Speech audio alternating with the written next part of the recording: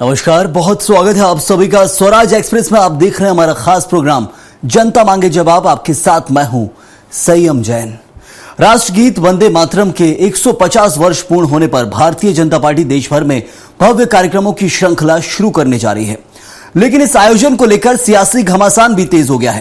कांग्रेस ने बीजेपी की देशभक्ति पर ही सवाल खड़े कर दिए हैं, तो बीजेपी ने पलटवार करते हुए कांग्रेस पर राष्ट्र विरोधी मानसिकता का आरोप लगाया है। आज इस पर चर्चा करेंगे, लेकिन पहले देखिए आप ये रिपोर्ट।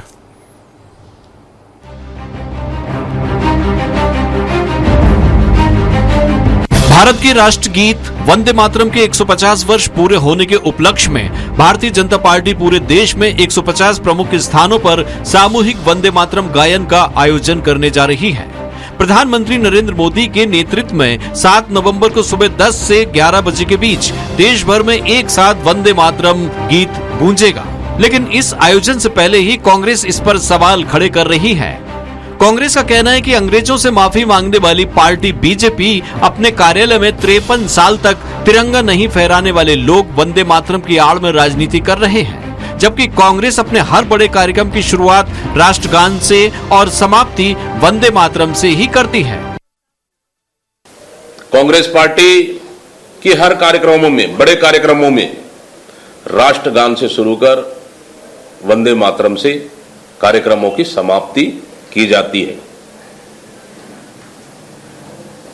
और ये वो भारतीय जनता पार्टी आरोप लगा रही है जो अंग्रेजों से माफी मांगने वाले, जो 53 साल तक तिरंगा झंडा नहीं फहराने वाले, वो भारतीय जनता पार्टी आरोप लगा रही है। इधर दीपक बैज ने आरोप लगाए तो उप मुख्यमंत्री अरुण साव ने करारा पलटवार किया। साव का कहना है कि कांग्रेस को देशभक्ति से कोई लेना देना नहीं, वह सिर्फ एक परिवार की चाटुकारिता में लगी है। स्वतंत्रता सेनानियों ने जिस वंदे मातरम को गाकर फांसी के फंदे को चूमा, उसी को कांग्रेस ने भुला दिया। बीजेपी इस राष्ट्र गीत को जन जन तक पहुंचाएगी। देखिए, कांग्रेस पार्टी को न देश से मतलब है और न देशभक्ति से। वो तो एक परिवार की चाटुकारिता करने वाली पार्टी बनकर रह गई है। दावे तो करते हैं कि आजादी के आंदोलन की बात वो करते हैं। बहरहाल वंदे मातरम के 150 साल पूरे होने का जश्न जहां देशभक्ति के माहौल को नई ऊर्जा दे रहा है, वहीं छत्तीसगढ़ में इस पर सियासी बहस भी देखने को मिल रही है। एक तरफ बीजेपी इसे राष्ट्र गौरव का अभियान बताकर जन भावनाओं से जोड़ना चाहती है, तो कांग्रेस इसे प्रतीकात्मक राजनीति मान रही है। आने वाले दिनों में वंदे मातरम राजनीतिक विमर्श का केंद्र बनता दिख रहा है। स्वराज एक्सप्रेस के लिए रायपुर से दिलीप साहू की रिपोर्ट। तो वंदे मातरम पर सियासत गरमाई है। किसकी देशभक्ति वाली मानसिकता और किसकी देश विरोधी वाली, इस चर्चा के जरिए जानेंगे। और चर्चा के लिए मौजूद हमारे साथ कुछ खास मेहमान। शताब्दी पांडे बीजेपी प्रवक्ता हैं, स्वागत है आपका शताब्दी जी। सौरभ साहू कांग्रेस के प्रवक्ता, आपका भी बहुत बहुत स्वागत। और पीसी रथ वरिष्ठ पत्रकार हैं, आपका भी बहुत स्वागत है इस चर्चा में जुड़ने के लिए। शताब्दी जी, बयान आता है विपक्ष की तरफ से कि वंदे मातरम और वंदे मातरम के साथ आप यदि बात करेंगे राष्ट्रगान की, तो वो हमेशा से गाती आई है। कांग्रेस भी अपने जब भी किसी कार्यक्रम की शुरुआत करते हैं, शुरुआत से लेकर अंत तक राष्ट्रगान और राष्ट्रगीत को हमेशा रखा जाता है। लेकिन ये आरोप लगाए गए बीजेपी की तरफ से और कांग्रेस की तरफ से, तो फिर ऐसे आरोप लगे हैं कि आपके यहाँ कौन कौन से ऐसे नेता हैं, सीधे तौर पर सवाल फिर उठाए गए हैं तो देशभक्ति पर ही उठे हैं, क्योंकि राष्ट्रगान की बात आएगी और देशभक्ति एक साथ समानांतर ही चलते हैं। फिर संयम जी, सबसे पहले आप सभी को, पूरे पैनल को वंदे मातरम। मैं कहूंगी कि राष्ट्र की जय चेतना का गान वंदे मातरम। जो हमारा वंदे मातरम है, हमारी राष्ट्र की जय चेतना का गान है और राष्ट्रभक्ति प्रेरणा का गान वंदे मातरम। वंशी के बहते स्वरों का प्राण वंदे मातरम। झल्लरी झनकार झनके नाद वंदे मातरम। शंख के संघोष का संदेश वंदे मातरम। ऐसा वंदे मातरम है जो उस समय, जिस समय हमारे स्वतंत्रता संग्राम सेनानी जब मां भारती को अपने सम्मान के स्थान पर पुनर्स्थापित करने के लिए संघर्ष कर रहे थे, उस समय जिस उद्घोष ने प्रेरणा दी थी, ऐसा है वंदे मातरम। और इस वंदे मातरम को वर्ष 1896 में गुरुदेव रविंद्रनाथ टैगोर ने गाया था राष्ट्रीय कांग्रेस के अधिवेशन में कोलकाता में, और पूरा वंदे मातरम गाया था उन्होंने। और 1950 में भारत की संविधान सभा ने इसको आधिकारिक रूप से राष्ट्रगीत के रूप में अपनाए जाने के लिए प्रस्ताव पारित किया था। और संविधान सभा के तत्कालीन अध्यक्ष डॉक्टर राजेंद्र प्रसाद ने घोषणा की थी कि वंदे मातरम को राष्ट्रगान जनगण मन के समान ही सम्मान दिया जाना चाहिए। मेरा ये कहना है कि जब संसद ने सबसे पहले कृष्ण राव कुंभरीकर जी ने जब इसको स्वरबद्ध करके प्रस्तुत किया झिंझोटी राग में, तब डॉक्टर बाबा साहेब अंबेडकर ने कहा कि यदि यह रिकॉर्ड के रूप में आएगा तो मैं इसका सबसे पहला ग्राहक होऊंगा, इसको रिकॉर्ड के रूप में तैयार करना चाहिए जी। और तब शासन ने कहा कि इसको ब्रिटिश बैंड कमांडर से आप अप्रूव करा लीजिए। और उसके अप्रूवमेंट के बाद जब वहां से अप्रूव हो गया, उसे प्रशस्ति पत्र मिल गया, उसके बाद 1950 में इसको आधिकारिक तौर पर घोषणा की गई। तो इसमें कौन सी असंवैधानिक बात है? नहीं, इतिहास जो आपने बताया उससे आपत्ति कांग्रेस को नहीं है, इतिहास बिल्कुल यही है जो आप बता रहे हैं, लेकिन आपत्ति है कि वंदे मातरम यदि नहीं गाएंगे तो देश विरोधी मानसिकता हो जाएगी, ये कह रहे हैं उप मुख्यमंत्री अरुण साव। क्या ये सही होगा? देखिए, मेरे को एक बात बताइए, जो हमारा राष्ट्रगीत है, जिस प्रकार से राष्ट्रगान हमारे लिए महत्वपूर्ण है, उसी तरीके से बिल्कुल, लेकिन उत्सव यदि नहीं मनाएंगे तो देश विरोधी हो जाएंगे क्या? क्योंकि गाती तो कांग्रेस भी और देश के जन जन व्यक्ति गाता है, लेकिन उत्सव नहीं मनाने पर देश विरोधी करार दिया गया है। कांग्रेस शासन काल में इसको रोक लगा दी गई थी इस पे। और आज यदि हमारी केंद्र सरकार, आज जिसकी जो सरकार है, आज सरकार यदि इसकी घोषणा करती है कि पूरे देश में इन वंदे मातरम के 150 वर्ष पूरे होने पर इसको उत्सव के रूप में मनाया जाना है, तो इसका विरोध नहीं होना चाहिए। मुझे ऐसा लगता है, विरोध का क्या कारण है? आखिर वंदे मातरम क्या देशद्रोही गीत है? हमारी भारत माता की प्रार्थना है। उसके सारे आप जितने भी उसके जो स्टेंजा है आप उसका अर्थ समझेंगे तो भारत की एकता, अखंडता, संप्रभुता, बिल्कुल इसका जवाब लेते हैं। मातृभूमि की पूजन ही है वंदे मातरम, सौरभ जी, लेकिन इसमें आपत्ति किस प्रकार है? क्या 100 साल जब हुए थे तब इतना भव्य उत्सव नहीं मनाया था कांग्रेस ने, और अब 150 साल में जो बीजेपी मना रही है, क्या उससे तो ये बिल्कुल तय नहीं होगा कि देश विरोधी कौन है और देशभक्ति किसकी ज्यादा है, लेकिन उत्सव मनाने से कभी ये तय नहीं हो सकता है। समस्या क्या कुछ है? सबसे महत्वपूर्ण बात तो ये है कि देखिए, जिस तरीके से बीजेपी किसी भी चीज को इवेंट बनाती है और उसे अपनी राष्ट्रभक्ति प्रूव करने के का जो प्रयास करती है, हमें तो उस बात से आपत्ति है। दूसरी, ये हमारे ऊपर ये आरोप लगाते हैं कि हम देशद्रोही हैं या देश विरोधी हैं। आपत्ति हमको इस बात से होती है क्योंकि ये तो नैतिक रूप से इनकी जो पार्टी है, इनकी जो पितृ संगठन है, इनका तो आजादी के योगदान में क्या कुछ योगदान, आजादी की लड़ाई में क्या योगदान रहा है, ये हर कोई जानता है।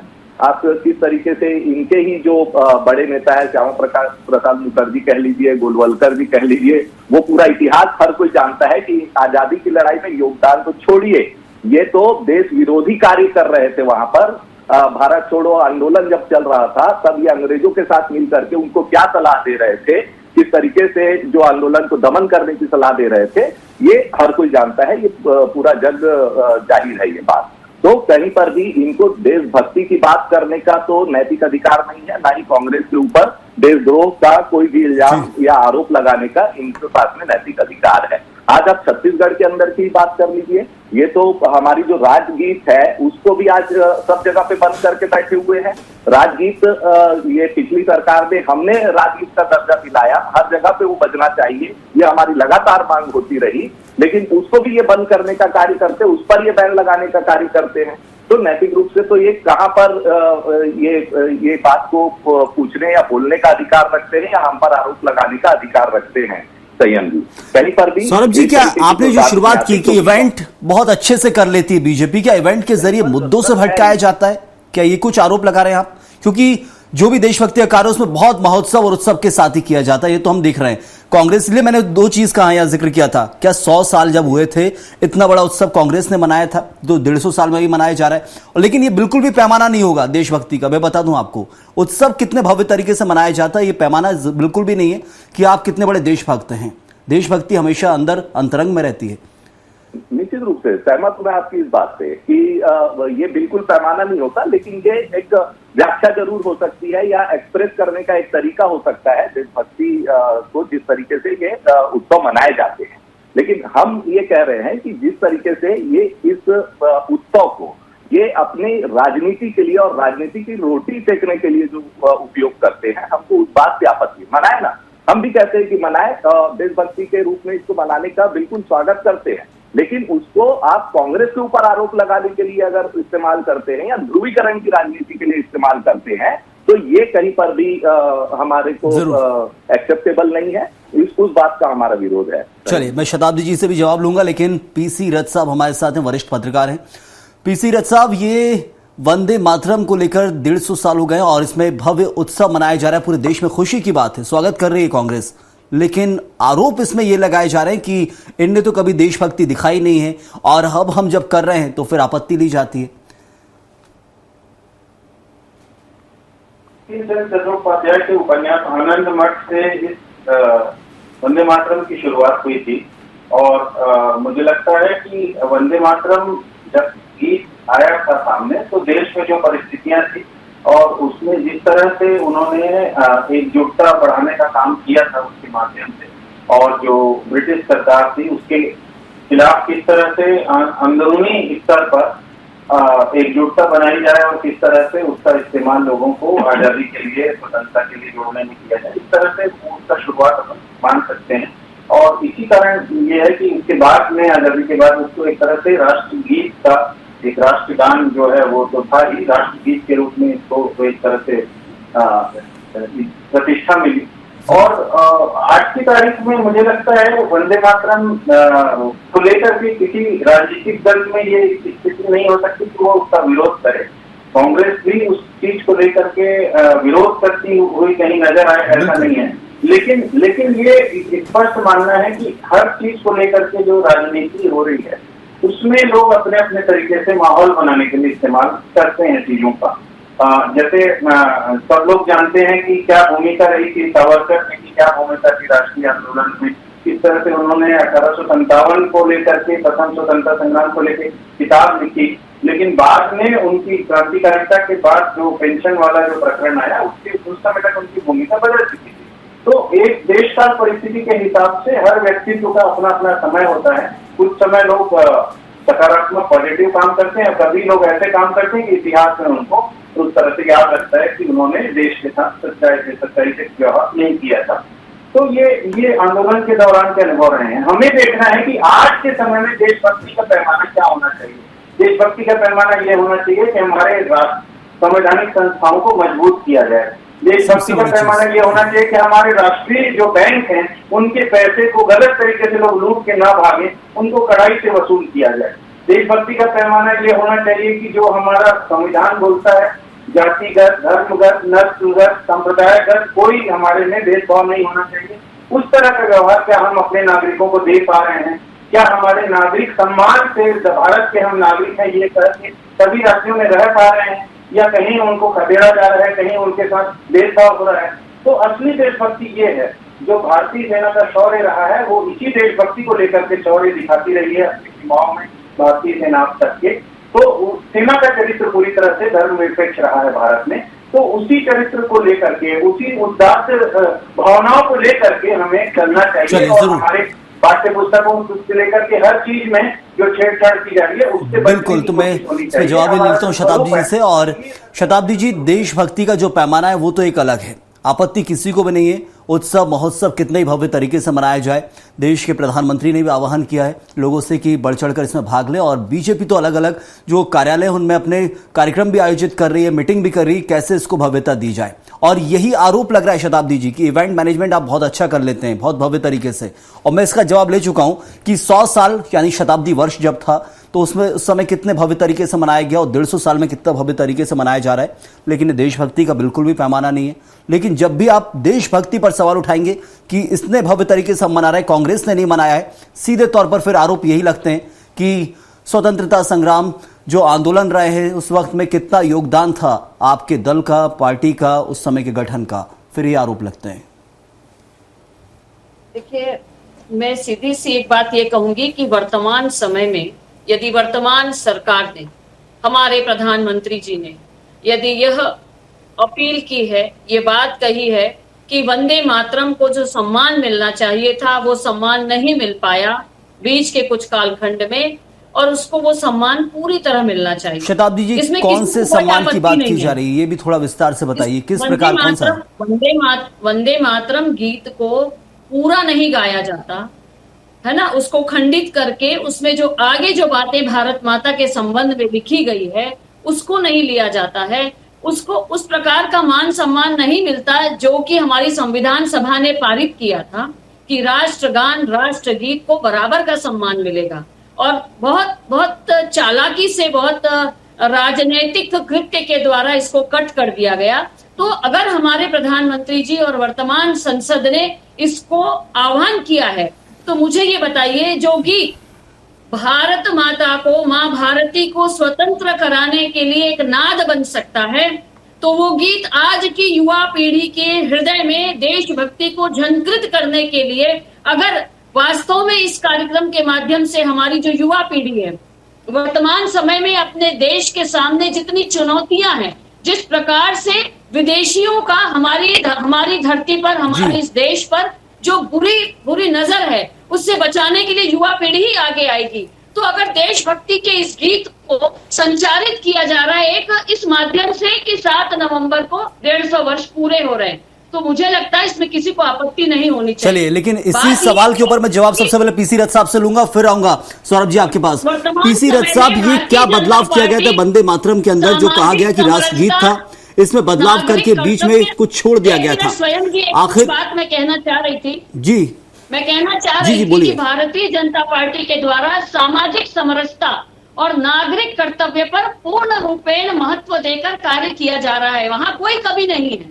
लेकिन यदि वंदे मातरम युवा पीढ़ी को झंकृत करता है, यदि वंदे मातरम युवा पीढ़ी को अपने देश की रक्षा के लिए आगे आने के लिए प्रेरित करता है, तो इसमें कोई गलती नहीं है, और किसी भी गीत को खंडित करने का अधिकार किसी को नहीं है। गीत खंडित करने का जो आरोप है उसी पे मैं जवाब लेता हूं, फिर आता हूं शताब्दी जी आपके पास।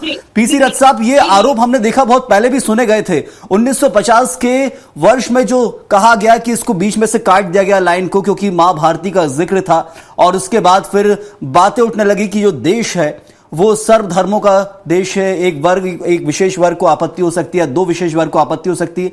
क्या कुछ ये पूरी कहानी है, हमारे दर्शकों को बताइएगा। दरअसल संयम जी, बहुत सारे लोग ऐसे होते हैं जो इतिहास को के सही परिप्रेक्ष्य में नहीं समझने के कारण इस तरह से गलतियां करते हैं। मैंने पहले भी कहा कि 150 साल पहले जो भारत की परिस्थितियां थी वो क्या थी? क्या भारत एक देश के रूप में था? क्या भारत एक कंबाइंड जो है एक देश के रूप में गुलाम हुआ था, या बहुत सारे अलग अलग देश थे, राज्य थे जो एक तरह से अंग्रेजी सत्ता ने बारी बारी से जीते थे और उनको कुल मिलाकर यूनिफाइड करके वो अपना शासन चला रहे थे? तो आप देखिए कि जो 1857 की जो लड़ाई थी, जिसमें हिंदू और मुस्लिम एक होकर के लड़े थे, उस समय में ऐसे उस जमाने में हिंदी के अखबार नहीं थे, और पयामे आजादी और उस तरह के 8-10 ऐसे अखबार थे जो उर्दू के रिसाले कहे जाते थे, और इसके संपादकों को बार बार जो है वो स्वतंत्रता संबंधी कार्यों के कारण तोप से बांध करके उड़ा दिया जाता था।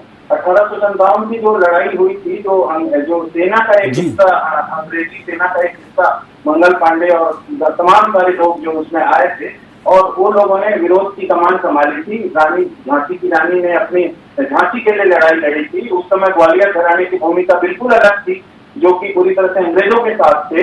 ऐसे तमाम सारे इतिहास की चीजें हमें बताती हैं कि इन कालखंडों में, पिछले 200 सालों में किन किन लोगों ने वास्तव में भारत की भूमि के लिए काम किया था, और कौन कौन लोग ऐसे थे, कौन कौन से तत्व ऐसे थे, कौन कौन से खानदान ऐसे थे जिन्होंने भारत की भूमि के विरोध में जा करके अंग्रेजों का साथ दिया था।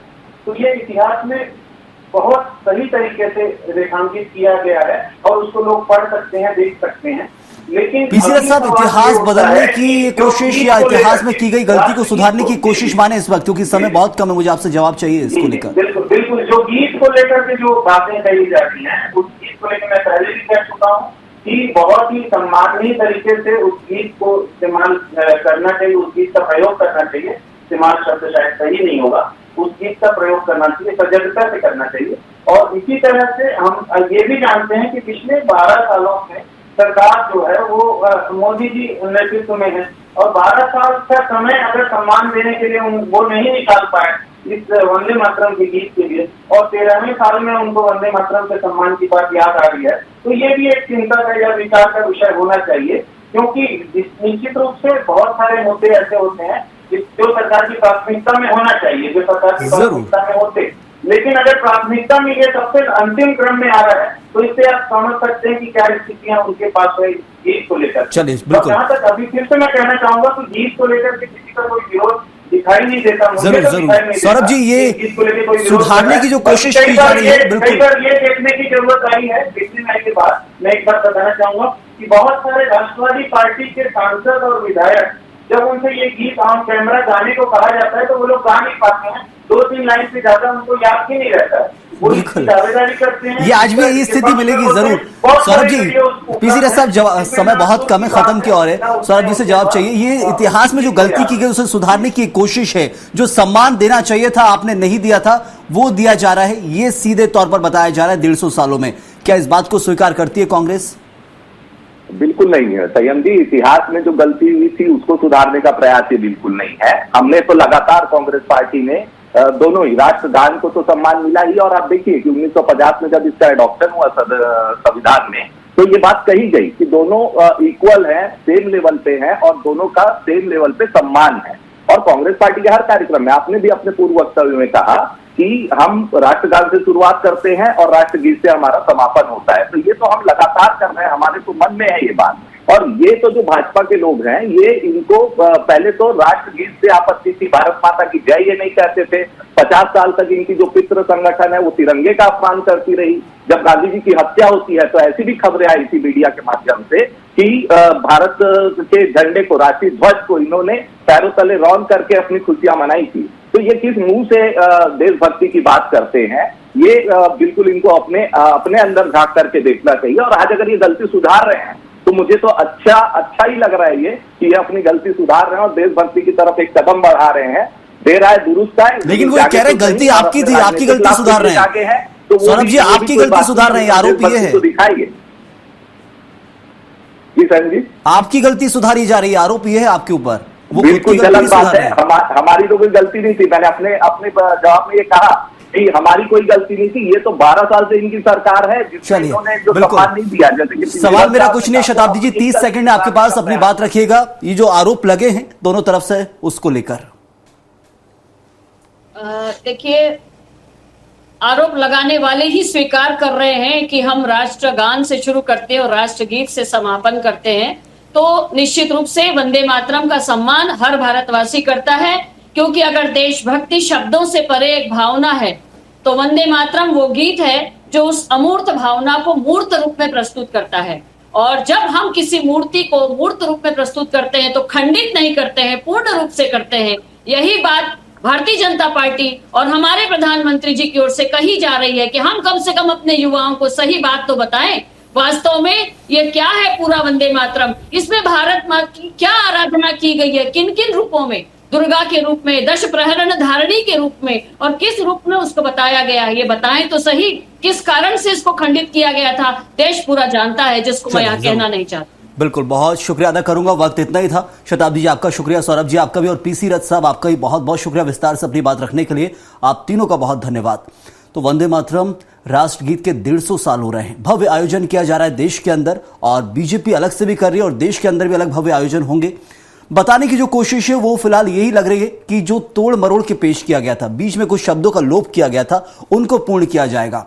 ये बात सही है कि राष्ट्रगीत वाकई कुछ कठिन है, हर किसी को याद नहीं रहता। राष्ट्रगान तो बचपन से सिखाया जाता है, स्कूल में हमको राष्ट्रगीत भी सिखाया जाता है, लेकिन जिस मुकाबले राष्ट्रगान गाते हैं वैसे राष्ट्रगीत को नहीं गाते आए हैं, और इसलिए राष्ट्रगीत कठिन होने के साथ साथ हर किसी को याद नहीं रहता है। और इसको लेकर आरोप उनके ऊपर लगते हैं जो समाज में सबसे आगे बढ़ के चलते हैं, यानी कि लीडरशिप के ऊपर, नेताओं के ऊपर, कि आप नेतृत्व कर रहे हैं, कम से कम आप तो याद रखें।